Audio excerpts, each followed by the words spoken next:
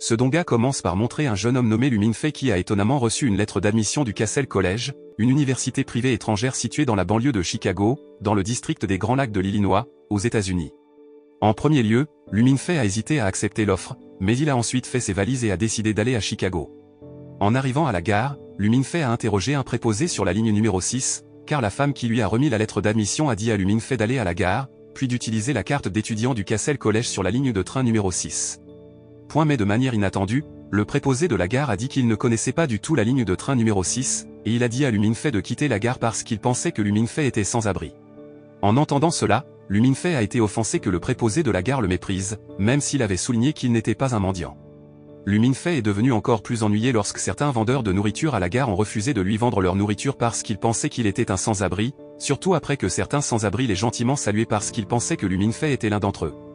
Luminfei, qui avait l'air ennuyé que tout le monde le méprise tout en insistant sur le fait qu'il n'était pas un mendiant, a ensuite été surpris par un jeune homme aux cheveux blancs nommé Finger von Frings qui était l'un des étudiants du Cassell College, qui retournait à l'école après avoir passé des vacances en Allemagne. Finger, qui a vu la carte d'étudiant du Cassell College détenue par Luminfei, a immédiatement su que Luminfei était un nouvel étudiant se dirigeant vers le Cassell College, alors Finger a invité Luminfei à l'accompagner. En attendant le métro qui les emmènerait au Cassell College, Luminfei a posé des questions sur le rang de Finger à l'école. Finger a ouvertement déclaré qu'il sautait souvent des cours et se relâchait, ce qui l'avait empêché d'obtenir son diplôme du Cassell College au cours des dernières années. Finger a ensuite expliqué à Luminfei que le chemin menant au Cassell College était assez caché car leur école était cachée derrière les montagnes. De plus, les heures de départ variaient également chaque année et les étudiants les mieux classés obtenaient généralement une installation de prise en charge privée en avion, au lieu de prendre le métro dont l'horaire de départ était inconnu, ils pouvaient donc devoir attendre des heures à ce lieu.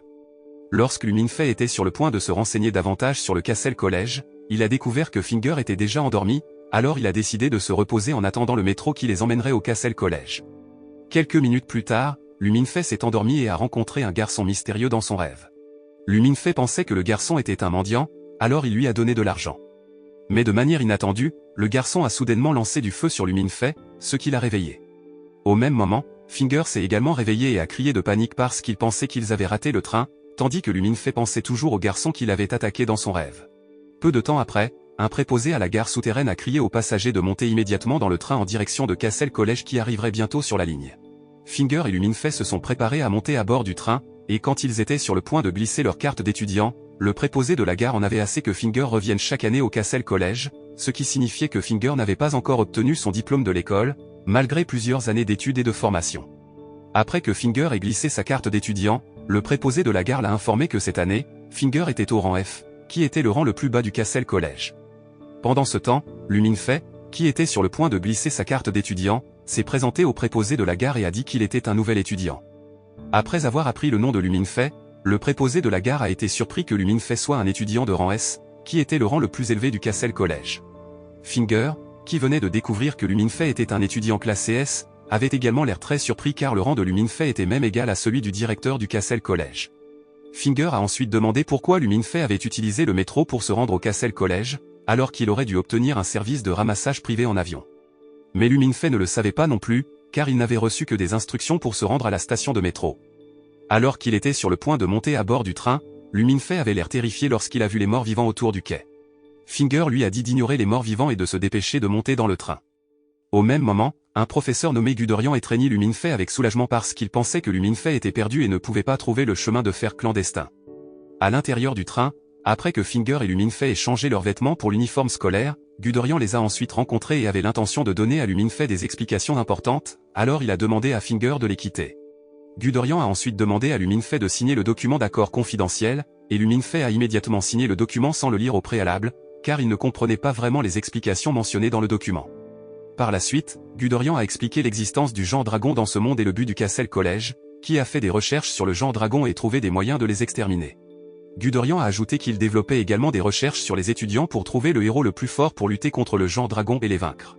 En entendant cela, Luminfei pensa que Guderian inventait parce qu'il parlait du genre dragon qui n'était qu'une légende.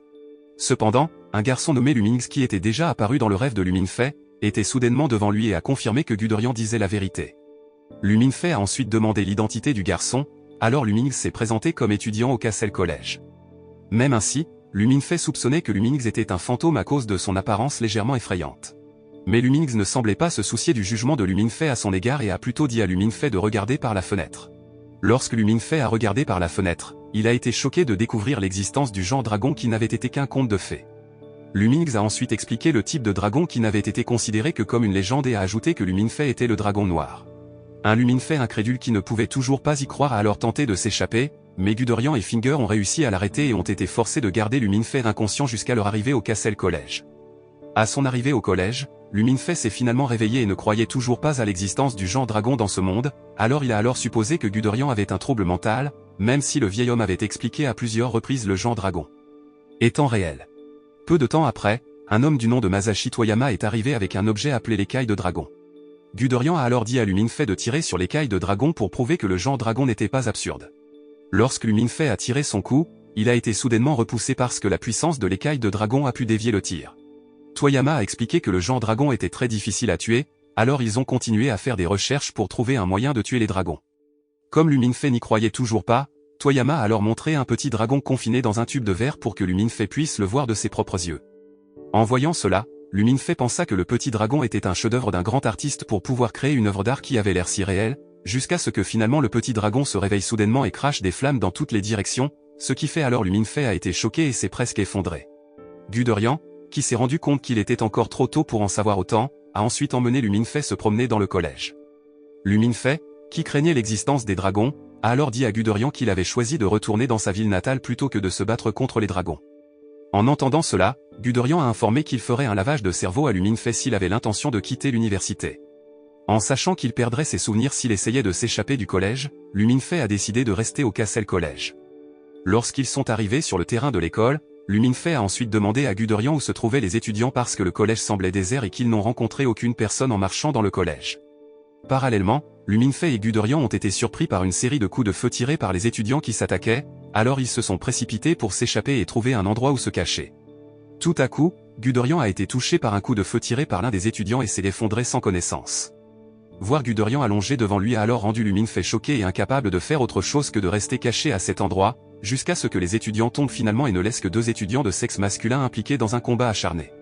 Lorsque Luminfei a tenté de s'échapper alors qu'il cherchait de l'aide pour sauver Guderian, il a été surpris par l'apparition d'une fille aux cheveux roux qui a soudainement pointé une arme sur lui.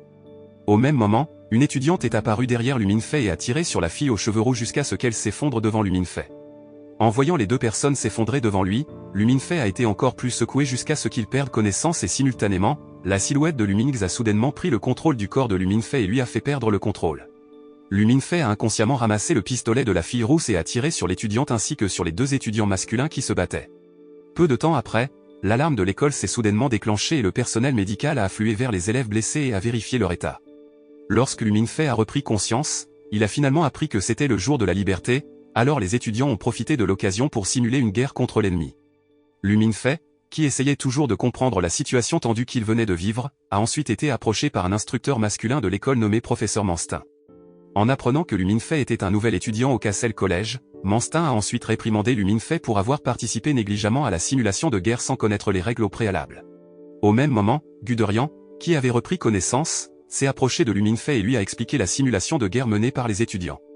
Guderian a également expliqué les imitations de balles utilisées par les étudiants dans la simulation de guerre, qui se sont avérées totalement inoffensives, de sorte qu'aucun d'entre eux ne serait blessé s'il était touché. Au milieu de la conversation, les 2 étudiants masculins qui ont survécu jusqu'à la fin, César Gattuso et Chu Xiang, ont alors approché Manstin pour expliquer la situation. Cependant, Manstin les a réprimandés parce que César et Chu Xiang, qui sont les dirigeants des associations étudiantes du Castle College, avaient enfreint les règles en utilisant les balles Friga, dont l'utilisation est très restreinte.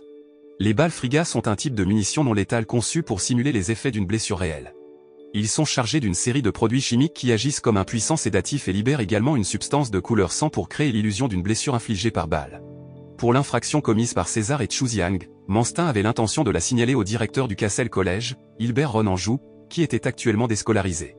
De manière inattendue, lorsque Manstin a rapporté l'infraction, Hilbert a soutenu l'utilisation par César et Chu Xiang des balles Friga afin que les étudiants puissent réellement ressentir le frisson de se battre pour de vrai, ce qui pourrait améliorer leurs compétences de combat et de survie. En entendant cela, Manstin est devenu plus irrité, alors Luminfei qui était près de lui a essayé de le calmer. En apprenant que Luminfei était près de Manstin, Hilbert qui parlait au téléphone a ensuite salué Luminfei et a exprimé qu'il était heureux que Luminfei ait finalement accepté son offre de fréquenter le Castle College. En entendant que le principal semblait être si amical avec Luminfei, tout le monde a immédiatement regardé Luminfei avec un regard si curieux. Lu Minfei, qui se sentait mal à l'aise d'être au centre de l'attention lors de son premier jour d'école, a immédiatement demandé à Manstin de lui montrer la direction de son dortoir. Pendant ce temps ailleurs, Hilbert a été vu en train d'avoir une conversation avec un homme nommé Mance Ronstedt, où ils ont discuté des efforts pour exterminer les dragons. Hilbert pensait qu'il avait besoin d'un héros de génie pour vaincre les dragons, et pour cette raison, Hilbert a inscrit Lu Minfei au Castle College. Cependant, Mance ne semblait pas trop favorable au plan de Hilbert de former Lu Minfei pour qu'il devienne le grand tueur de dragons, en raison de l'apparence ordinaire de Lu Minfei, sans oublier qu'il avait des étudiants de génie comme César et Chuxiang qui étaient beaucoup plus talentueux et compétents. Par rapport à Lu Minfei. Bien qu'il n'ait pas le soutien de Mance, Hilbert est resté ferme dans sa position pour entraîner Lu Minfei à devenir le grand tueur de dragons, car Hilbert était convaincu que Lu Minfei était un héros de génie capable d'éliminer le genre dragon. Hilbert s'est alors levé de son siège et a déplacé la conversation sur le projet Shuzan que Mance et son équipe prévoyaient de diriger. Mance a informé qu'il avait envoyé 2 de ses meilleurs membres d'équipe, Sheng et Aki Sakatoku, pour mener à bien la mission. La scène a ensuite changé et a montré Lu Minfei qui avait l'air abasourdi en entrant dans sa chambre parce que la chambre était très luxueuse comme les chambres d'un hôtel 5 étoiles. Peu de temps après, Finger est apparu et a dit à Lu Minfei qu'il était colocataire. Finger a essayé de suivre la tradition d'accueil habituelle pour accueillir le nouveau colocataire, mais Lu Minfei n'a pas semblé intéressé et a posé des questions sur le jour de la liberté. Finger a admis qu'il avait regardé la simulation de guerre et a félicité Lu Minfei pour avoir remporté le jour de la liberté, après avoir vaincu César et Chuxiang qui étaient les étudiants les plus géniaux de l'école. Lu Minfei s'est alors demandé pourquoi tout le monde le regardait avec des yeux si curieux. Finger a ensuite répondu que Lu Minfei avait vaincu César qui était le chef de l'Union des étudiants et Chuxiang qui était le chef de la Lionier Society, alors naturellement les étudiants étaient curieux de savoir Lu Minfei qui était un nouvel étudiant et a vaincu les étudiants les plus géniaux de l'école. Finger a ensuite emmené Lu Minfei pour lui montrer certains endroits du Castle College, dont Amber Hall qui était la résidence des membres de l'Union des étudiants et la bibliothèque de l'école, où Finger a ensuite parlé à Lu Minfei de Yanling ou de l'esprit des mots. Finger a ensuite montré une enseignante expliquant Yanling en théorie aux élèves, mais Finger a choisi d'expliquer Yanling directement à Lu Minfei afin que Lu Minfei puisse plus facilement comprendre Yanling qui était l'élément le plus important pour affronter leurs ennemis. En s'éloignant de la bibliothèque, Finger a dit à Lu Minfei que les Yanling sont une série de mots parlés et de mouvements corporels qui leur permettent d'utiliser différents pouvoirs et capacités élémentaires. La plupart d'entre eux ne peuvent utiliser qu'un seul Yanling, et l'utilisation des compétences Yanling, selon leur niveau, peut générer des réactions négatives et nuire physiquement et mentalement à leurs utilisateurs. En cours de route, Lu Minfei a vu plusieurs étudiants qui s'entraînaient à utiliser leurs compétences Yanling avec différentes caractéristiques. Au même moment, un élève a perdu le contrôle en essayant de contrôler sa compétence Yanling de type eau, provoquant la transformation de l'eau en cristaux de glace. Au même moment, Lu Minfei a été soudainement piégé dans un vide rempli de cristaux de glace et a vu des éclairs de son passé. Lorsque Lu Minfei a tenu le cristal de glace, en un instant, le cristal de glace a émis une lumière très brillante et a illuminé l'arbre géant devant lui. Cependant, cela n'a été réalisé que par Lu Minfei qui a ensuite interrogé Finger sur l'arbre. Finger a expliqué que l'arbre s'appelait l'arbre du monde, symbole du Castle College. Finger a ajouté qu'il y avait une légende qui mentionnait Nidhogg ou le roi dragon noir enterré sous l'arbre du monde, mais Lu Minfei ne savait rien de Yanling ou de l'histoire des dragons. Peu de temps après, Guderian a approché Lu Minfei et a ensuite dit à Lu Minfei de retourner dans son dortoir parce qu'il essaierait de mesurer les compétences de Lu Minfei en Yanling avant que Lu Minfei ne passe l'examen qui se tiendrait dans 3 jours. Guderian semblait tellement excité de connaître les origines de Lu Minfei et de ses compétences Yanling, alors il a emprunté une boîte à musique spéciale qui contenait le rugissement du roi dragon noir qui aurait fait des dragons et la plupart des hybrides, une race secrète d'êtres humains qui possède gènes de dragon, trouvera ces mots draconiques irrésistibles et s'y soumettra. Cependant, Lu Minfei, qui ne comprenait rien aux dragons, n'a rien ressenti après avoir écouté le rugissement de Nidhogg, alors Guderian a été surpris et a quitté à la hâte Lu Minfei sans aucune explication. D'un autre côté, Finger a mis en ligne les nouvelles de Lu Minfei ne montrant aucune réaction au rugissement de Nidhogg sur le forum communautaire de l'école, de sorte que les étudiants l'ont rapidement découvert. À l'Albert Hall, César fait la leçon aux membres de l'Union des étudiants qui refusent d'admettre leur défaite. César pense que refuser d'admettre la défaite est l'acte d'un lâche et il ne veut pas que les membres de l'Union des étudiants deviennent des lâches. Au même moment, une fille nommée Shen Moton, ou Nono, a dit à César que Lu Minfei ne montrait aucune réaction au rugissement de Nidhogg. En entendant cela, César s'est alors demandé pourquoi un hybride de rang S comme Lu Minfei ne pouvait pas se connecter avec le roi dragon noir comme les autres hybrides. À Norton Hall, une étudiante nommée Suzy a également parlé à Chuxiang de Lu Minfei, mais Chuxiang est resté silencieux en réponse à la nouvelle. Pendant ce temps, Guderian a contacté Manstin et lui a demandé de le rencontrer immédiatement à la bibliothèque car il voulait parler de quelque chose d'important concernant Lu Minfei. Manstin a semblé surpris de découvrir un fait selon lequel Lu Minfei ne montrait aucune réaction au rugissement de Nidhogg et a supposé que le cas de Lu Minfei pourrait être similaire à Chuxiang qui avait le niveau de pureté du sang de dragon le plus élevé parmi les hybrides de l'école. Bien que Lu Minfei ne réponde pas au rugissement du roi dragon noir était le premier cas qu'ils ont trouvé, ils ont donc dû enquêter plus avant. Manstin a ensuite raconté la légende de la reine du dragon blanc nommée Izanami qui était capable de résister à l'effet de contrôle des paroles du roi dragon noir et a organisé une rébellion massive qui a retourné un tiers des dragons contre lui et a conclu que Luminfei pourrait être un descendant de Izanami. Il n'a donc montré aucune réaction au rugissement de Nidhogg. Manstin, qui avait l'intention de mener des recherches sur Luminfei, a alors demandé à Guderian de le signaler au principal car s'il était prouvé que Luminfei était un descendant d'Izanami, alors Luminfei serait un sujet de recherche très précieux.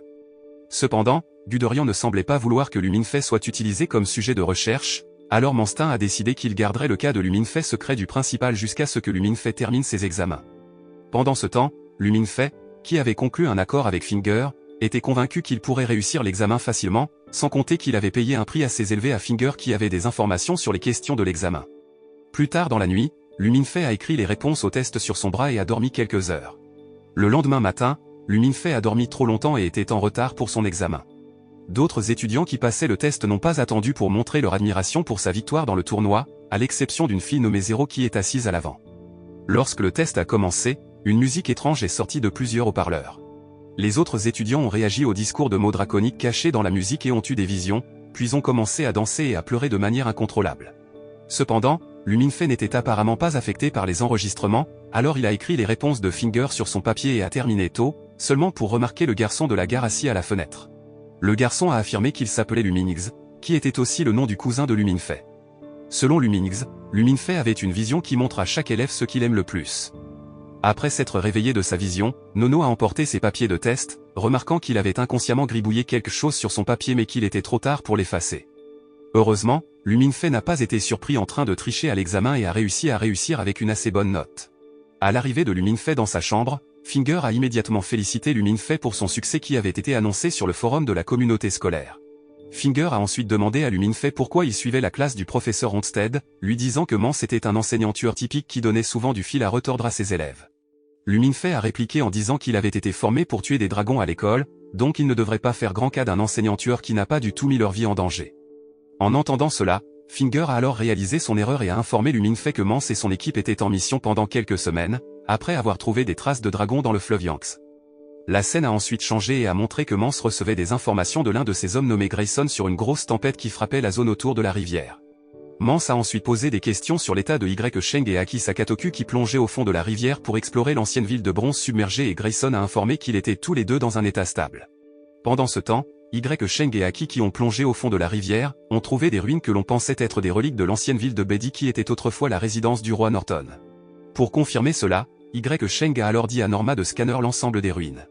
Norma, également connue sous le nom de VA, est une intelligence artificielle alimentée par un superordinateur construit sous Castle College.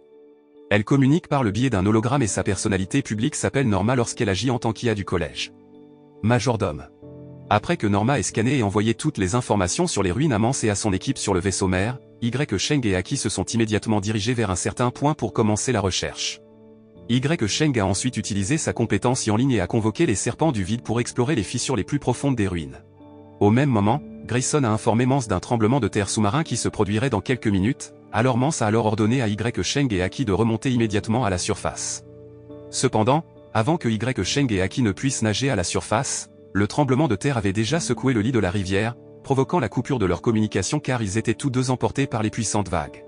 Mance, qui était sur le vaisseau mère, était à la fois ennuyé et déçu que leur mission ait de nouveau échoué, tout comme il y a 8 ans. Mais étonnamment, Sheng et Aki ont réussi à survivre et à contacter Mance via le serpent aspirateur. Sheng a alors informé Mance qu'il avait trouvé le grand mur au fond du fleuve Yangtze et était sûr que derrière le mur se trouvait le palais du roi des dragons de bronze et de feu, Norton, qu'il recherchait. Après que Mance ait contacté Hilbert pour l'informer qu'il avait trouvé un artefact sous-marin censé être le palais de Norton, il s'est rendu chez la mère adoptive de Nono pour récupérer un petit garçon nommé Ki qui avait la haute pureté du sang draconique, encore plus élevé que Chuziang. Mance a ensuite plongé au fond du fleuve Yangtze avec Ki, puis a utilisé le sang de Ki pour déceler l'artefact. Avant de retourner au navire, Mance a dit à Sheng et Aki d'explorer les ruines dans les 2 heures pour trouver le squelette du roi dragon Norton ou de faire sauter les ruines s'ils ne trouvaient rien. Par conséquent, Sheng et Aki ont décidé de se séparer tout en explorant les ruines pour gagner du temps. Après que les serpents de l'aspirateur aient détecté un autre artefact dans les ruines, Sheng s'est rendu à l'emplacement de l'artefact, tandis qu'Aki a exploré les ruines qui ressemblaient à la salle du palais du roi. Aki a trouvé un grand arbre dans le hall et tout en prenant des photos a envoyé à Mance et à l'équipe de recherche sur le navire, Aki a soudainement eu des hallucinations et a accidentellement coupé le tuyau d'oxygène, lui laissant peu de temps pour revenir à la surface. Heureusement, Sheng s'est présenté à temps pour prodiguer les premiers soins à Aki en lui donnant ses réserves d'oxygène. Sheng a alors informé qu'il avait trouvé le vase en bronze et était sûr qu'il contenait l'article du roi dragon qu'il utiliserait plus tard comme sujet de recherche. Dans le même temps, quelque chose active soudainement un piège à l'endroit, alors Sheng et Aki se précipitent pour s'échapper, bien qu'ils se retrouvent piégés à l'intérieur du piège qui ressemble à un labyrinthe sous-marin. La scène change alors pour montrer Lu Minfei qui est soudainement réveillé de son sommeil par le son assourdissant d'une cloche. Alors que Lu Minfei se demandait toujours ce qui se passait, il remarqua la présence de Lu Mingzi à ses côtés et ils se dirigèrent soudainement vers le clocher. Lu Mingzi a alors dit à Lu Minfei que les cloches étaient un signe que quelqu'un était sur le point de mourir. Lu Mingzi a également ajouté que les cloches signalaient également que Lu Minfei aurait des ennuis. Même ainsi, Lu Mingzi a également assuré à Lu Minfei qu'il aurait également une chance de prouver ses capacités. Lu Minfei, qui ne comprenait pas le sens des paroles de Lu Mingzi, lui a alors demandé une explication. Mais Lu Mingzi a seulement expliqué quelque chose à propos de la carte et a demandé à Lu Minfei de s'en souvenir car les indices étaient très importants. Après avoir dit cela, Lu Mingzi a tout simplement disparu et Lu Minfei était soudainement dans sa chambre et a trouvé Finger qui a informé Lu Minfei que les étudiants les mieux classés devaient se rassembler dans la salle en raison d'une situation d'urgence. Finger avait l'intention d'emmener Lu Minfei dans la salle, mais en chemin, ils ont rencontré Nono qui a dit à Finger de partir car il n'était pas un étudiant de rang A. À l'intérieur de la salle, un professeur nommé Von Schneider, qui était également à la tête du bureau d'exécution, a informé tous les étudiants de rang A que ses agents, Sheng et Aki Sakatoku, étaient piégés dans les anciennes ruines du système mécanique géant. Les deux agents avaient du mal à trouver une issue car la forme des ruines changeait constamment, alors Schneider a réuni les étudiants de génie du Castle College pour traduire les épées draconiques qu'Aki avait enregistrées dans la salle du palais du dragon et il n'avait que 20 minutes pour craquer le code car les réserves d'oxygène de Sheng et Aki ne pouvaient durer que 20 minutes. En entendant cela, César hésita car il faudrait au moins des mois à des années pour traduire les mots draconiques trouvés dans les ruines antiques. Mais Schneider a souligné qu'ils devaient faire tout leur possible pour déchiffrer le code et trouver la bonne voie de sauvetage avec les indices envoyés par Aki. D'autre part, Lu Minfei qui était assis à l'arrière, semblait observer ses camarades de classe qui tentaient de traduire les mots draconiques pour trouver le bon itinéraire. César et Chu Xiang ont également été vus à la tête de leurs membres dans la recherche, ainsi que Zero qui était assis près de Lu Minfei. En regardant ses camarades de classe qui faisaient de leur mieux pour sauver Sheng et Aki, Lu Minfei se sentait désespéré et se considérait comme inutile parce qu'il ne comprenait pas du tout les mots draconiques. Après un certain temps, Lu Minfei s'est soudainement souvenu de l'explication de la carte par Lu Mingzi et a essayé d'utiliser les indices pour traduire les mots draconiques. Étonnamment, le courant dans toute la ville s'est soudainement éteint après que Lu Minfei ait fait cela, et quand le courant est revenu, Schneider et les autres étudiants ont eu l'air surpris parce que Lu Minfei a réussi à déchiffrer le code et à trouver la bonne voie d'évacuation pour Sheng et Aki. Schneider a rapidement envoyé l'information à Mance et à son équipe afin que les deux agents puissent immédiatement se sauver. Cependant, bien que Sheng et Aki aient réussi à sortir du piège, ils n'avaient pas assez de réserve d'oxygène pour nager jusqu'à la surface, alors Aki se sentait désespéré car tous leurs efforts étaient vains. Au milieu de ce désespoir, Aki, qui nourrissait des sentiments amoureux pour Sheng depuis un certain temps, avait l'intention de confesser son amour à Sheng. Étonnamment, Sheng a eu les mêmes sentiments pour Aki, puis a embrassé Aki tout en soulignant qu'il ferait de son mieux pour sauver Aki. Sheng a alors renoncé à toutes ses réserves d'oxygène pour qu'Aki puisse nager à la surface et a remis le vase en bronze qui était un artefact précieux. Aki a réussi à nager jusqu'à la surface et a remis le vase de bronze à l'un des agents du bureau de l'exécution qui les attendait. Mais Aki n'a pas réussi à monter à bord du navire car tout à coup un dragon est apparu et l'a tué sur le coup. Mance et son assistante, Thelma, ont essayé de tirer sur le dragon avec des fusils, mais le dragon a continué à les attaquer, alors Mance a ordonné à Grayson de tirer des torpilles sur le dragon. Les attaques du dragon se sont soudainement arrêtées, alors Mance et Thelma ont pensé qu'il avait réussi à tuer le dragon. Mais de manière inattendue, le dragon a réussi à tromper le radar de Norma pour qu'il s'approche du navire et a lancé une attaque qui a tué Thelma en un instant. Grayson avait l'intention de faire exploser les torpilles avalées par le dragon, mais Mance l'arrêta immédiatement car il ne voulait pas risquer de détruire le vase en bronze qui était l'artefact le plus précieux et mettait en danger la vie de qui était toujours à bord. Mance a ensuite ordonné à Grayson de diriger le navire vers un barrage, puis a utilisé ses compétences en ligne et l'aide de Ki pour piéger le dragon dans une installation spéciale derrière le barrage, bien que dans le processus, Mance ait dû subir une attaque mortelle du dragon.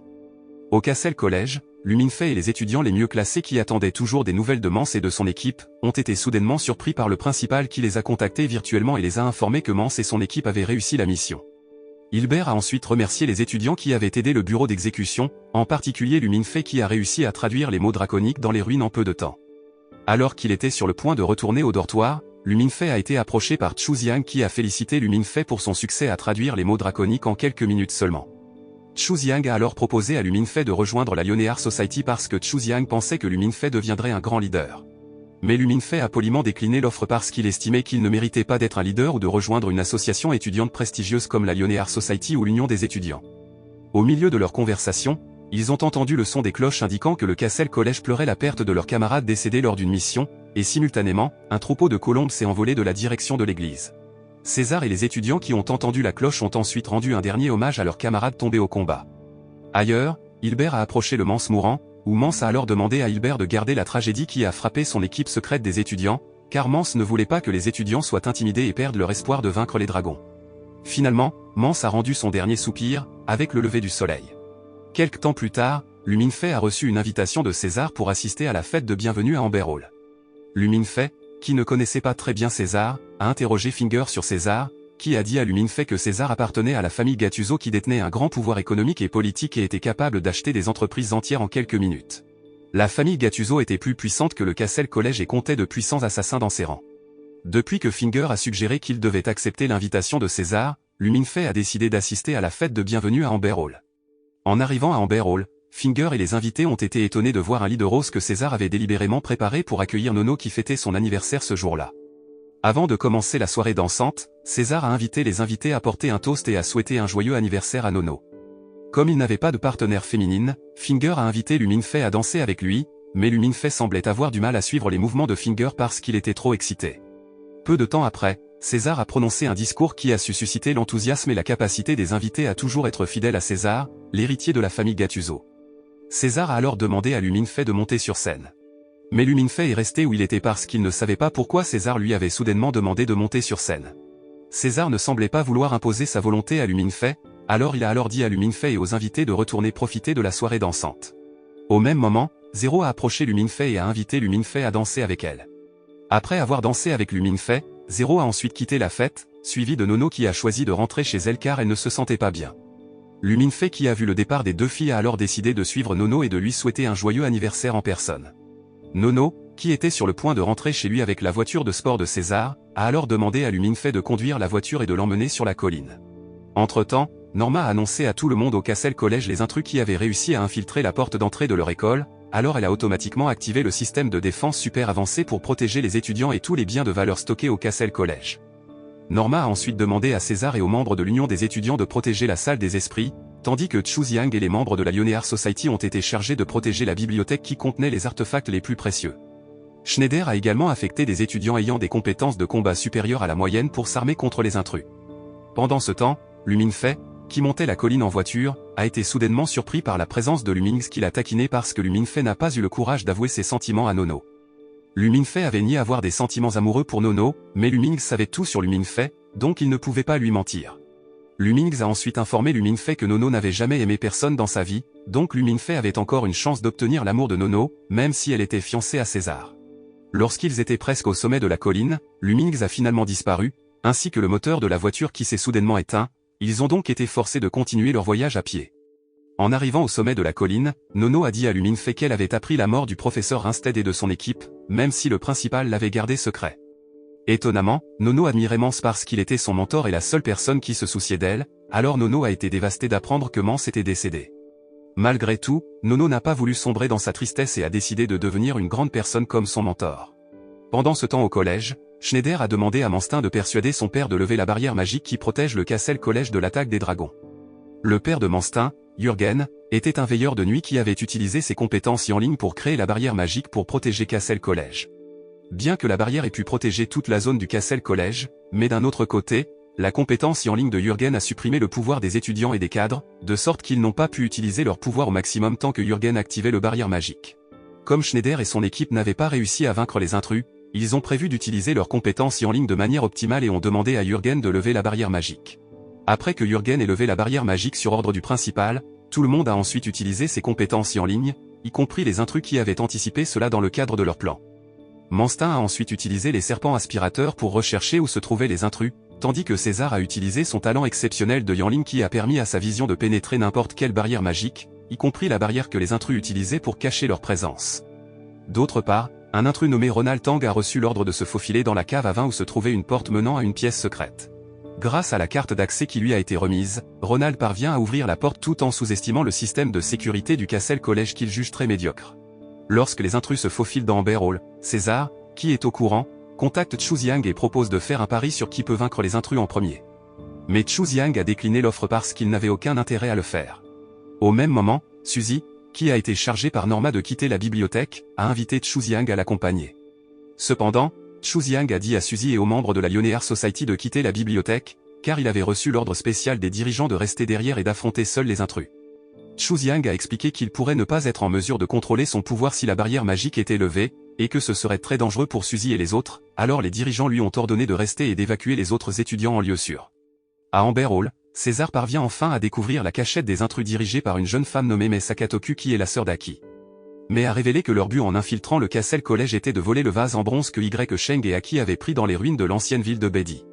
Mais a également ajouté qu'elle et son groupe étaient chargés de distraire César de leur véritable objectif car actuellement, César est l'une des personnes les plus fortes du Castle College en plus de Chu Xiang. Mais son groupe ont conçu un tel plan pour créer le chaos à divers endroits du Castle College afin que leur collègue, Ronald, puisse s'infiltrer dans la pièce secrète pour voler le vase de bronze contenant l'article du roi dragon Norton. Alors que César aimait se livrer une bataille acharnée, Chu Xiang a finalement affronté son adversaire qui n'était autre qu'une jeune fille blonde qui portait un masque pour cacher son identité. Sans plus tarder, Chu Xiang a immédiatement utilisé sa formidable compétence en ligne appelée Royal Blaze, qui a pu détruire le bâtiment en un instant. Schneider et les professeurs étaient convaincus que Chu Xiang pouvait vaincre son adversaire avec son formidable pouvoir, mais étonnamment, la fille blonde a pu retirer la technique Royal Blaze, tout comme Chu Xiang. Entre-temps, Ronald qui avait trouvé son chemin vers l'installation secrète du Castle College, avait l'air confus lorsqu'il arriva dans une salle souterraine qui avait de nombreux passages. Mais de manière inattendue, Norma est soudainement apparue et lui a montré le chemin de l'installation secrète, même si elle savait que Ronald était l'intrus. Ronald se demanda pourquoi Norma lui avait indiqué le chemin de l'installation secrète, même si elle l'avait averti de quitter Castle College. En suivant les instructions données par Norma, Ronald a finalement trouvé une porte qui était sous l'eau et alors qu'il était sur le point d'ouvrir la porte, Ronald a soudainement eu la vision d'un garçon l'appelant frère. Pendant ce temps, Lu Minfei et Nono, qui sont toujours au sommet de la colline, discutent de César qui a délibérément invité Lu Minfei à la fête parce qu'il a obtenu des informations sur Chu Xiang qui a proposé à Lu Minfei de rejoindre la Linear Society. Lorsque Nono a proposé à Lu Minfei de rejoindre l'union des étudiants, Lu Minfei a supposé que César avait délibérément dit à Nono de l'approcher afin qu'il soit intéressé à rejoindre l'union des étudiants. Cependant, Nono a nié cela et a souligné qu'elle avait invité Lu Minfei à rejoindre l'union des étudiants de son plein gré parce qu'elle voulait protéger Lu Minfei qu'elle considérait déjà comme son petit frère. Réalisant que Lu Minfei était mal à l'aise avec le sujet des associations étudiantes, Nono a alors changé de sujet en disant qu'elle espérait recevoir un cadeau d'anniversaire spécial et inoubliable le jour de son anniversaire cette fois. En entendant cela, Lu Minfei a secrètement et inconsciemment utilisé ses compétences en ligne pour créer des feux d'artifice et a souhaité à Nono un joyeux anniversaire. Par la suite, Lu Minfei a dit à Nono qu'il était prêt à être le petit frère de Nono et Nono a promis qu'elle protégerait toujours Lu Minfei.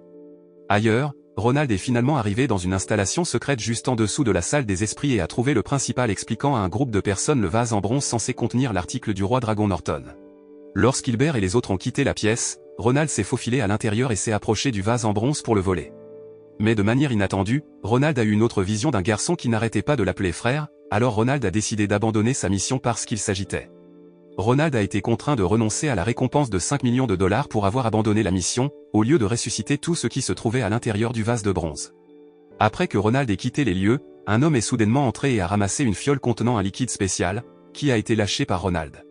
Il a ensuite versé le liquide sur le vase en bronze et a fait couler une partie de son sang pour ressusciter l'embryon du roi dragon Norton, Constantine.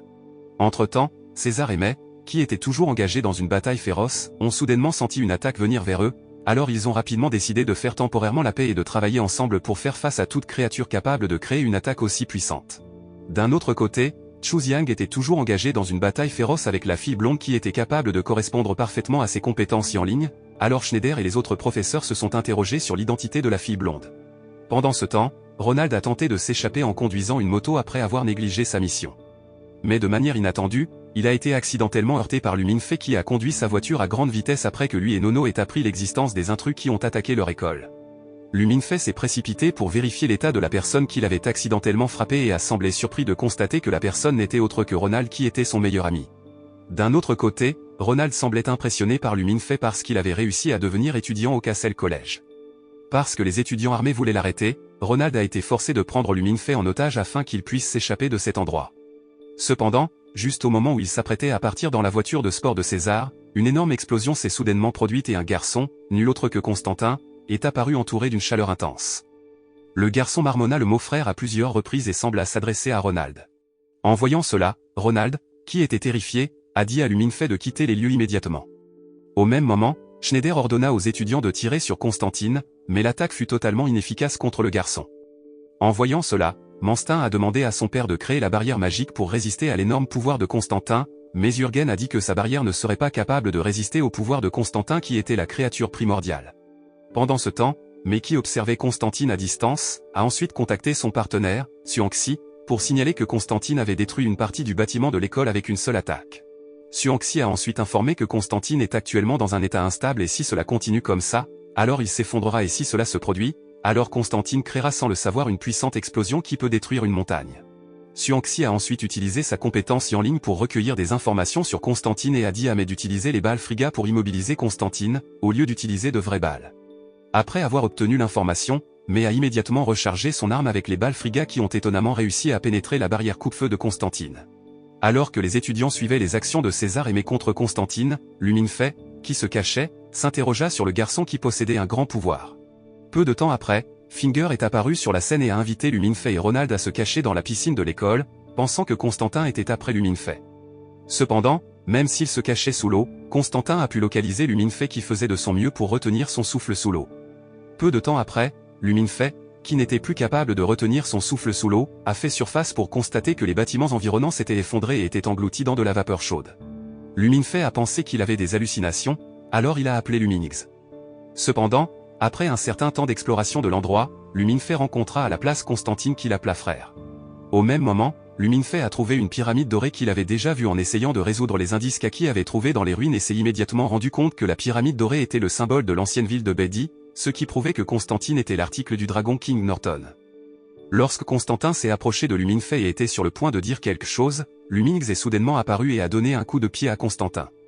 Luminix qui pensait que Constantin était sur le point d'arracher son frère, a alors saisi la main de Luminfei et l'a emmené loin de l'endroit. Simultanément, Luminfei s'est finalement réveillé et s'est rendu compte qu'il était toujours dans la piscine de l'école. Après avoir grimpé au bord de la piscine, Luminfei a trouvé les empreintes carbonisées de Constantin et a été horrifié de se rendre compte que Constantin s'était effectivement trouvé à cet endroit il y a quelque temps. Peu de temps après, Luminfei a été approché par le principal qui a demandé son aide pour vaincre Constantine. Hilbert a ensuite emmené Luminfei dans la plus haute tour du Castle College tout en montrant une balle spéciale qui pouvait pénétrer dans le corps des dragons et les tuer. Hilbert a dit à Luminfei de tirer la balle après avoir détruit les défenses de Constantin pour le tuer. Luminfei s'est demandé pourquoi le principal l'avait choisi pour mener à bien une mission aussi importante, au lieu de confier la mission à César ou à Chuziang. Hilbert a expliqué qu'il utiliserait sa compétence spéciale Yanling pour détruire les défenses de Constantine et que tout le monde serait affecté par sa compétence Yanling sauf Luminfei, car Luminfei avait quelque chose de spécial qui le rendait immunisé contre sa compétence Yanling.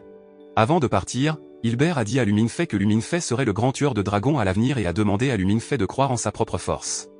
Dans le même temps, les étudiants essayaient toujours de lancer de multiples attaques contre Constantin qui commençait à perdre le contrôle et finissait par se transformer en dragon. En voyant cela, le directeur a alors ordonné aux étudiants de se retirer afin qu'ils puissent utiliser plus librement sa compétence Yanling, tandis que Luminfei s'était préparé à tirer et a attendu le signal de Hilbert.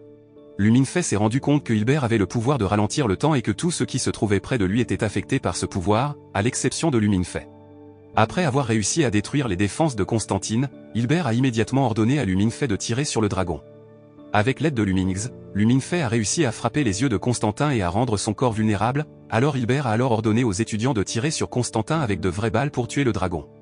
Au même moment, Ronald a tenté de quitter le site de la bataille car il ne voulait pas mettre sa propre vie en danger s'il continuait à se trouver à cet endroit. Étonnamment, Constantin a protégé Ronald qui a failli être abattu et avec le pouvoir restant qu'il avait, Constantin a choisi de protéger Ronald, au lieu de s'envoler. Constantine a continué à appeler Ronald comme son frère jusqu'à ce qu'il meure finalement et se transforme en poussière. Ronald qui a vu cela, a eu l'air tellement choqué et a choisi de s'échapper en haut de la colline. Lors de la tentative d'évasion, Ronald a soudainement retrouvé tous ses souvenirs de son passé avec Constantine car il n'était autre que le dragon King Norton qui a été ressuscité en humain et a perdu tous ses souvenirs en tant que l'un des dragons Raja. Norton, qui savait que son frère avait été tué devant lui, s'est alors mis en colère et déterminé à se venger des humains.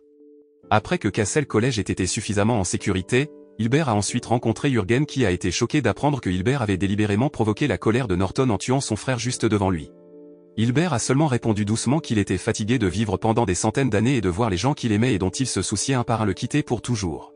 Hilbert a également expliqué à Jürgen que Luminfei avait assez de pouvoir pour éradiquer le genre dragon de la Terre. Hilbert a ajouté qu'il consacrerait le reste de sa vie à anéantir le genre dragon, au lieu de les sceller, alors il a délibérément provoqué la colère de Norton afin qu'il retrouve ses souvenirs et se transforme en un dragon à part entière, puis Hilbert tuerait lui comme il l'a fait pour Constantin. Après avoir tué Norton avec succès, Hilbert continuerait la chasse pour tuer les autres rois dragons. Le lendemain matin, Lumin Fey qui était dans sa chambre, a obtenu des informations de Finger sur la venue du parti secret à l'école et la tenue d'une réunion avec les cadres quelques heures après avoir réussi à tuer Constantine. Finger a ajouté que le groupe secret était le plus grand tueur de dragons qui existait depuis des milliers d'années et qu'il était en grande partie responsable de la chute initiale du roi dragon. Lumin Fey a alors dit à Finger qu'il rejoindrait l'union des étudiants parce que Nono avait promis de le protéger. Étonnamment, Finger s'est avéré être membre de l'union des étudiants, mais il a décidé de laisser Lumin Fey faire son propre choix au lieu de le persuader de rejoindre l'union des étudiants.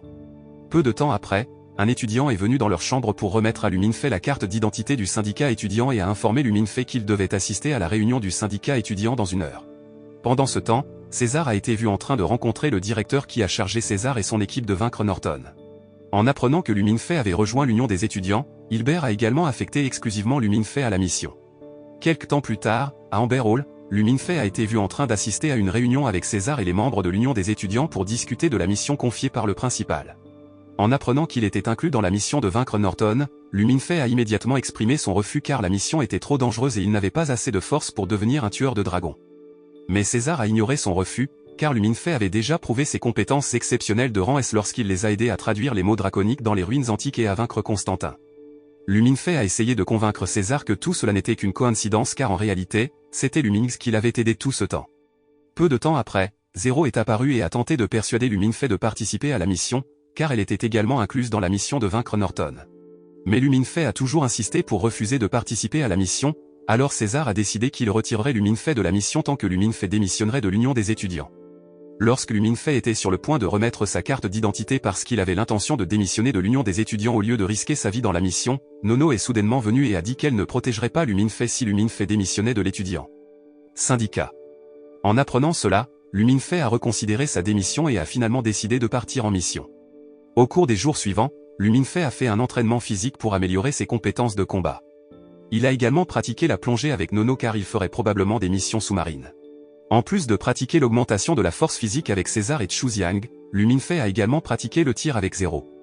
Un jour, Lumin Fey a été vu en train d'ajuster la combinaison qu'il utiliserait lors d'une mission sous-marine tout en se demandant qui serait son partenaire pendant la plongée. Lumin Fey pensait qu'il ferait probablement équipe avec Zero puisque César et Nono étaient fiancés, ils seraient donc définitivement partenaires dans la mission.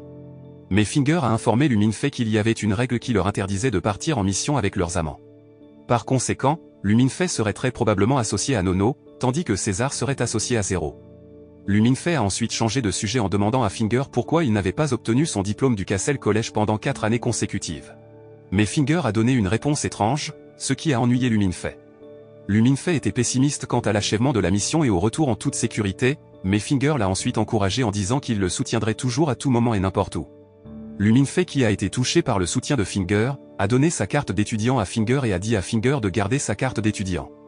De manière inattendue, Finger a utilisé la carte d'étudiant de Lumin Fey pour commander divers plats délicieux car, en tant qu'étudiant de rang S, Lumin Fey avait beaucoup d'argent et Finger ne voulait pas le gaspiller. En voyant cela, Lumin Fey était agacé et ils se sont presque disputés. Mais Finger a alors répondu que Lumin Fey avait de grandes chances de terminer la mission et de revenir en toute sécurité, et tout ce dont Lumin Fey avait besoin était de se sentir confiant en sa propre force. Finger a ensuite rendu la carte d'étudiant de Lumin Fey tout en disant à Lumin Fey de rentrer chez lui en toute sécurité car il attendrait toujours Lumin Fey. La scène a ensuite changé pour montrer Norton invoquant son serviteur dragon, Samson, qui le ramènerait dans l'ancienne ville sous-marine de Bedi. Pendant ce temps, César et son équipe étaient déjà à bord du porte-avions Monia et se préparaient à partir en mission dirigée par le professeur Manstin. Après avoir tout expliqué en détail sur la mission, Manstin a ensuite chargé Lumin Fey et Nono de plonger sous l'eau et de poser une bombe dans les ruines antiques de la ville de Bedi afin que Norton ne puisse pas reprendre le pouvoir stocké dans les ruines et utiliser ce pouvoir contre eux. Manstin a ajouté que si Norton parvenait à obtenir le pouvoir, il se transformerait en un dragon à part entière et cela pourrait causer des ravages beaucoup plus importants pour la sécurité de l'humanité. Par conséquent, ils ont dû détruire les ruines immédiatement afin que Norton ne puisse pas utiliser le pouvoir, car vaincre les rois dragons sous forme humaine serait plus facile que de les combattre sous forme de dragons. Lorsque Lumin Fey était sur le point de briser le sceau de l'ancienne porte de la ville de Bedi en utilisant le sang de Ki, soudain la créature de la porte a mordu le doigt de Lumin Fey, alors il a paniqué et avait l'intention de nager vers la surface et d'abandonner sa mission. Cependant, Nono a immédiatement attrapé Luminefei en lui disant de se calmer car la morsure de la créature n'a laissé qu'une petite égratignure, donc Luminefei n'a pas eu à s'inquiéter de quoi que ce soit. Peu de temps après, la créature a chanté les mots draconiques et la porte s'est ouverte automatiquement et les a aspirés dans les ruines. Après être entré dans les ruines de l'ancienne ville de Bedi, Nono a alors demandé à Norma de vérifier la qualité de l'oxygène à l'endroit, et étonnamment, la qualité de l'oxygène à l'endroit s'est avérée assez bonne, alors Nono et Luminefei ont décidé de ouvrir leur casque pour économiser les réserves d'oxygène de leur combinaison. Norma leur a ensuite expliqué que l'abondance d'oxygène était due au retour de Norton dans l'ancienne ville de Bedi et au redémarrage de tous les systèmes de l'ancienne ville. Monstin a ensuite chargé Nono et Luminefei de poser la bombe dans la chambre du roi dragon, même si c'était assez risqué puisque Norton était très probablement à cet endroit pour récupérer ses forces afin qu'il puisse se transformer en dragon. Monstin a ajouté qu'il devait verser un liquide colorant spécial dans le système d'eau de la ville de Bedi, ce qui pourrait les conduire à la chambre du roi dragon. Sur le chemin de l'endroit, Nono et Luminefei ont traversé une voie de pèlerinage remplie de statues qui pouvaient bouger leur propre tête. Luminefei avait l'air terrifié en traversant le chemin effrayant, surtout quand Nono lui a raconté la sombre histoire des habitants de Bedi dans le passé qui considéraient Norton comme un dieu et l'adoraient. Nono et Luminefei sont finalement arrivés au bout du chemin et ont trouvé une statue de bronze géante que l'on croyait être la statue de Norton vénérée par les habitants de Bedi. Luminefei semblait heureux parce qu'il pensait qu'il avait trouvé la chambre du roi dragon, mais Nono ne le pensait pas parce qu'elle croyait que la chambre du roi dragon était une zone isolée qui était plus privée. Donc la chambre de culte n'était pas la chambre de Norton car elle était souvent visitée par des personnes qui voulaient adorer Norton. Par conséquent, Nono a dit à Luminefei de plonger plus profondément, où ils ont trouvé une zone qui était autrefois le site d'une bataille majeure dans le passé. Nono a supposé qu'il était assez proche de la chambre de Norton parce que les soldats étaient sur le point d'attaquer Norton dans sa chambre, mais ils sont morts tragiquement après que Norton ait lancé une puissante attaque qui pouvait tout brûler en un instant. Nono, qui a accidentellement trouvé une sorte d'artefact sous un tas de squelettes calcinés, a ensuite dit à Luminefei de faire couler son sang sur l'artefact et, étonnamment, ils ont été absorbés dans un puissant tourbillon. Dans le même temps, Monstin et César ont réalisé que quelque chose de grave était arrivé à Nono et Luminefei, car leur communication a été soudainement coupée, alors Monstin et César ont ensuite utilisé leurs compétences en ligne pour trouver les allées et venues de Nono et Luminefei sous l'eau. Pendant ce temps, Nono et Luminefei ont découvert qu'il avait atterri en toute sécurité sur une roue hydraulique et ont décidé d'explorer l'endroit. Peu de temps après, ils ont trouvé une hutte et Nono a supposé que la hutte était la chambre de Norton après avoir eu un éclair de vision sur le passé de Norton et Constantine à cet endroit. Luminefei a paniqué lorsque leur communication avec l'équipe de Monia a été coupée, mais Nono l'a rapidement calmé en lui disant qu'il devait poser une bombe à l'endroit et revenir à la surface dès que possible. Nono a ensuite révélé qu'elle avait eu un aperçu de la vision future de Luminefei d'entrer au Castle College et de devenir une étudiante de rang S, puis de s'engager dans une série de missions dangereuses. Nono a ajouté qu'elle avait en fait essayé de faire démissionner Luminefei du Student Union et du Castle College, mais de manière inattendue, Luminefei a choisi de rester, alors elle a promis de toujours protéger Luminefei. Après avoir posé la bombe à cet endroit, Nono a réalisé une irrégularité et a conclu que Norton était déjà au courant de leur présence à cet endroit, alors elle a alors dit à Luminefei de quitter immédiatement la chambre de Norton. Ils ont ensuite escaladé la roue hydraulique et Luminefei a utilisé son sang pour ouvrir la porte, mais après que Nono et Luminefei soient arrivés dans la zone de bataille précédente, ils ont découvert que la bouée de sauvetage les reliant au vaisseau mère de Monia avait disparu quelque part. Parallèlement, Nono s'est rendu compte que la pression sous l'eau diminuait et que quelque chose de grave était sur le point de se produire. Peu de temps après, ils ont découvert que l'endroit commençait à s'effondrer, alors ils ont décidé de retourner dans la chambre de Norton pour trouver une autre issue. Après avoir plongé assez profondément, Luminefei a réussi à trouver une porte et a immédiatement ouvert la porte en utilisant son sang. Ils sont ensuite entrés dans une zone semblable à un labyrinthe, tout comme celle dans laquelle Sheng était entré, et Nono s'est rendu compte qu'il était perdu à cet endroit. Comme il n'avait pas la bouée de sauvetage pour contacter Norma et demander de l'aide, Luminefei est alors devenu paniqué et désespéré, pensant qu'il pourrait bientôt mourir à cet endroit. Luminefei a alors révélé qu'il n'avait rien écrit dans le testament donné par Monstin avant de partir en mission. Étonnamment, Nono a révélé qu'elle n'avait rien écrit non plus, car elle n'avait aucune intention de transmettre son dernier message à qui que ce soit. En entendant cela, Luminefei a alors demandé si Nono ne pensait pas à César qui était très inquiet pour la sécurité de Nono. Nono a répondu qu'elle se sentirait mieux si César l'oubliait après sa mort et qu'elle était convaincue que César trouverait un nouvel amant car il y avait beaucoup de gens qui aimaient César et feraient n'importe quoi pour être son amant. Luminefei ne s'attendait pas à ce que Nono le pense, mais il ne voulait pas approfondir l'affaire. Luminefei s'est alors souvenu de Luminx et a essayé de demander son aide d'une manière inhabituelle. Avec toute la confiance dans son cœur et aussi l'aide de Luminx, Luminefei a finalement réussi à contacter Finger et lui a demandé de vérifier la carte de l'ancienne ville de Bedi et de trouver une issue pour eux. Pendant ce temps, Monstin, qui était sur le porte-avions Monia, semblait souffrir parce qu'il avait atteint la limite maximale de sa force qu'il utilisait pour trouver Nono et Luminefei, alors César a ensuite repris la position de Monstin en tant que chef de la mission. Zero a informé César que Norton avait très probablement découvert leur mouvement et a demandé à César de se préparer à une éventuelle attaque dans un proche avenir. En apprenant cela, César ordonne alors à Grayson et au reste de l'équipage de se préparer dans leurs positions respectives pour faire face à l'attaque de Norton et de son serviteur dragon, Samson, tandis que Zero sera chargé de lancer les torpilles spéciales qu'ils utiliseront pour tuer Norton. Mais de manière inattendue, l'un des membres d'équipage dans la baie des torpilles a informé Grayson que certaines des torpilles avaient été endommagées par le dragon qui a ensuite utilisé sa queue pour tuer le membre d'équipage et faire sauter la baie des torpilles.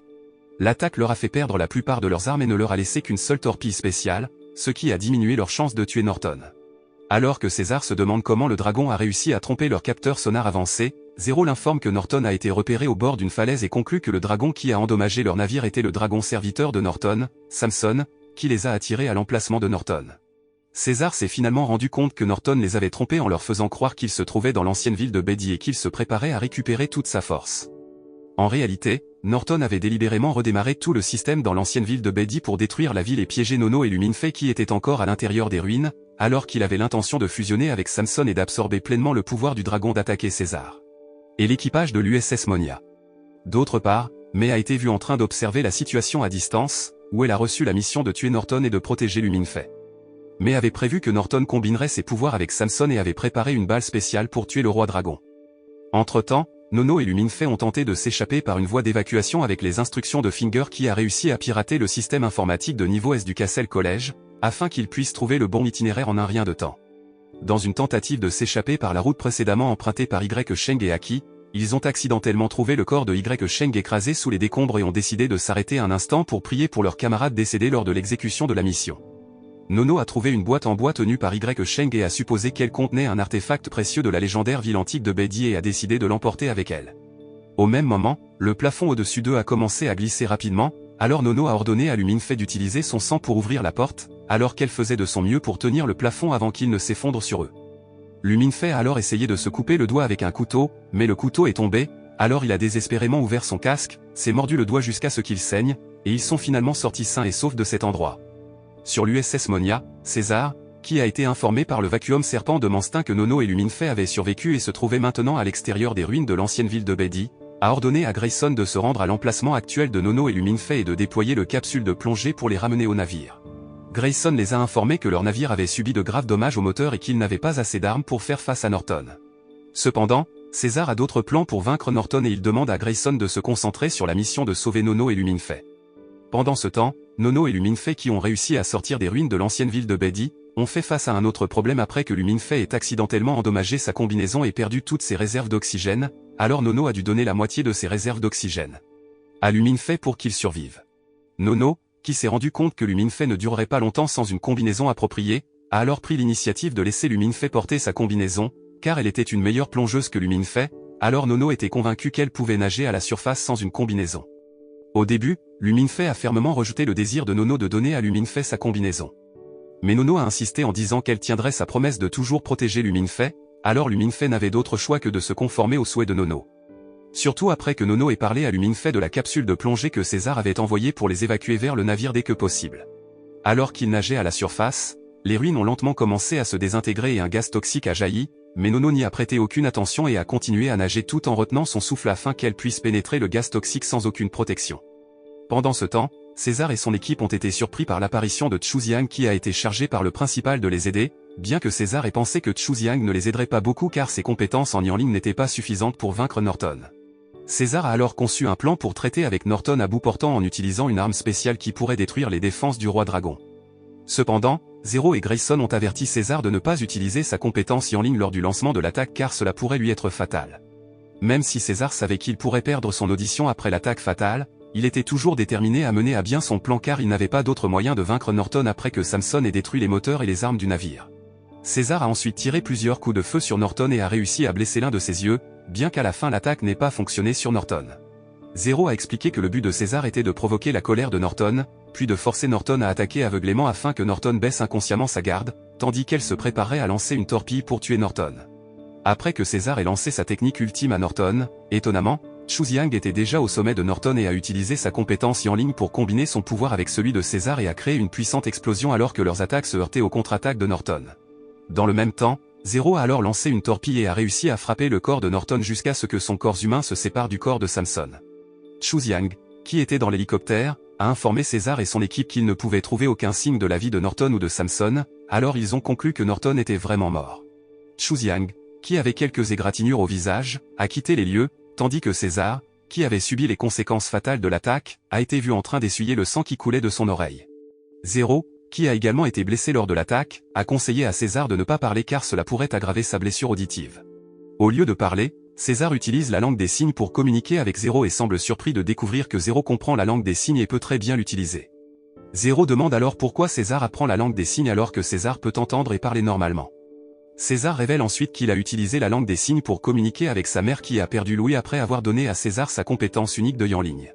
César pose alors la même question à Zero, qui révèle qu'elle s'est déjà sentie très seule parce qu'elle n'avait personne à qui parler, alors elle a appris la langue des signes pour se réconforter. En apprenant cela, César promet qu'il sera toujours aux côtés de Zero, afin que Zero ne se sente plus seul et qu'ils finissent par devenir des amis proches. Pendant ce temps, Nono et Luminfei ont finalement trouvé la capsule de plongée et Nono a ensuite poussé Luminfei qui portait l'ancien artefact à entrer en premier dans la capsule de plongée. Lorsque Nono était sur le point de rattraper Luminfei, elle a été soudainement attaquée par Norton et Samson qui se sont avérés vivants et avaient fusionné. Nono qui a reçu une attaque mortelle a ensuite rapidement fermé la capsule de plongée afin de sauver Luminfei de la prochaine attaque, tandis que Luminfei avait l'air choqué de voir Nono qui a perdu beaucoup de sang jusqu'à ce qu'il soit finalement inconscient. Luminfei, qui était dévasté que Nono se soit sacrifié pour le protéger, eut soudainement une vision et rencontra Luminix. Ils ont ensuite eu une conversation où Luminfei a ensuite révélé qu'il se sentait toujours seul parce qu'il n'y avait jamais personne qui se souciait vraiment de lui sincèrement, donc il était toujours préoccupé par lui-même. Cependant, tout change après sa rencontre avec Nono qui le considère comme son frère et est déterminé à toujours le protéger, même s'ils ne se connaissent pas depuis longtemps. Luminfei, qui se sentait très pessimiste et désespéré, pensait qu'il n'avait pas réussi à être un bon jeune frère pour Nono, car c'était lui qui protégeait Nono et non l'inverse. En apprenant le chagrin de Luminfei, Luminix a alors proposé un marché à Luminfei. Luminix a révélé qu'il avait des pouvoirs qui pourraient aider Luminfei à sauver Nono et à vaincre le roi dragon, si Luminfei était prêt à conclure un accord avec lui, où Luminix a promis d'accorder à Luminfei 4 souhaits et si ces 4 souhaits étaient exaucés, alors il reprendrait complètement le corps et la vie de Luminfei. Luminfei semblait hésitant après avoir su qu'il devrait risquer sa propre vie pour que Luminix l'aide. Cependant, il n'avait pas d'autre choix et n'avait pas assez de force pour sauver Nono et vaincre le roi dragon, alors Luminfei a finalement décidé d'accepter l'offre de Luminix. Après avoir conclu un accord, Luminix a ensuite expliqué à Luminfei leur formidable compétence en ligne que Luminfei utiliserait plus tard pour éradiquer les dragons. Peu de temps après, Luminfei est revenu à la réalité et a immédiatement utilisé sa compétence en ligne pour sauver Nono des griffes du roi dragon. Après s'être assuré que Nono était revenu au navire en toute sécurité, Luminfei a alors commencé sa bataille contre le roi dragon. Parce qu'il avait conclu un accord, Luminix a pu communiquer plus facilement avec Luminfei grâce à sa compétence Dreamland, afin qu'il puisse donner à Luminfei des instructions pour affronter le roi dragon. Luminix a ensuite informé Luminfei que la boîte en bois trouvée par Y-Sheng contenait les 7 péchés capitaux, un ensemble de 7 épées alchimiques créées par Norton, le roi dragon du bronze et du feu. Les lames étaient extrêmement puissantes et faisaient partie des seules armes capables de blesser et même de tuer des dragons au sang pur. Par conséquent, Luminix a alors demandé à Luminfei d'utiliser l'arme pour tuer Norton. Après avoir lancé les mots draconiques spéciaux pour activer l'arme, étonnamment, Luminfei a pu utiliser 2 lames à la fois et s'est engagé dans une bataille féroce contre le roi dragon. Luminix a alors dit à Luminfei de lutter contre le dragon en utilisant des chaînes et de tuer le vrai corps de Dragon King qui était encore sous forme humaine.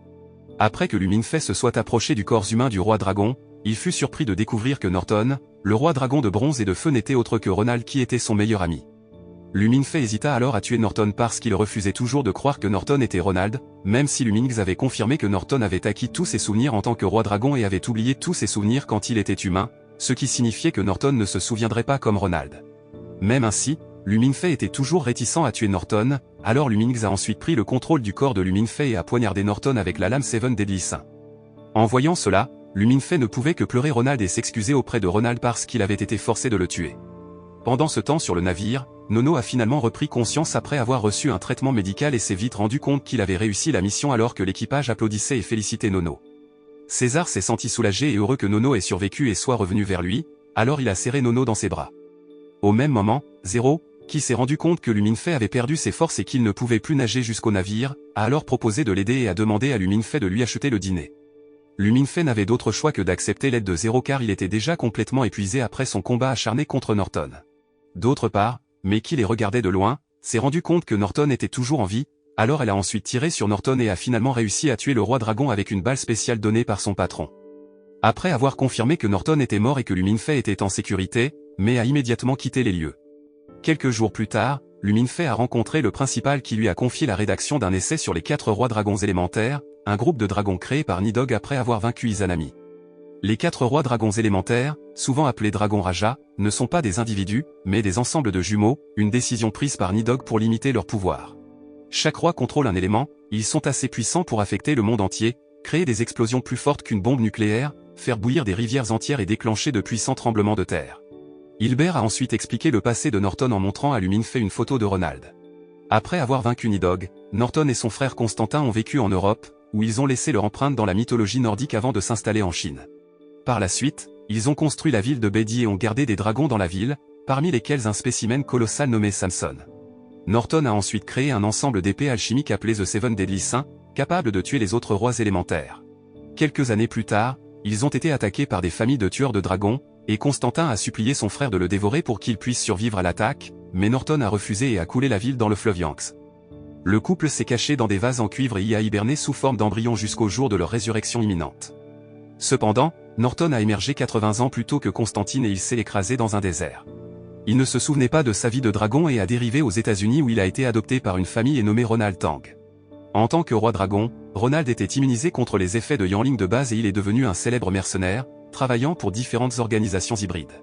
Après avoir révélé le passé de Norton, Hilbert a ensuite expliqué la catastrophe qui se produirait s'il ne réussissait pas à tuer Norton tout en assurant à Luminfei que quoi qu'il arrive, Ronald ne serait jamais son ami car il était le roi dragon qui détestait l'humanité et les hybrides comme lui. Minfei.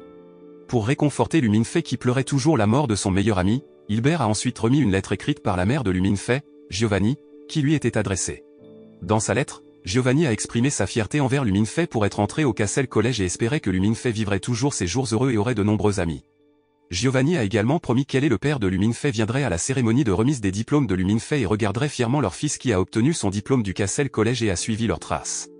Après avoir lu la lettre écrite par sa mère, Luminfei est devenu excité, surtout après avoir su que ses parents ne l'ont jamais négligé et l'ont toujours regardé à distance, alors Luminfei était déterminé à bien étudier et à obtenir son diplôme du Castle College et à rendre ses parents fiers de lui.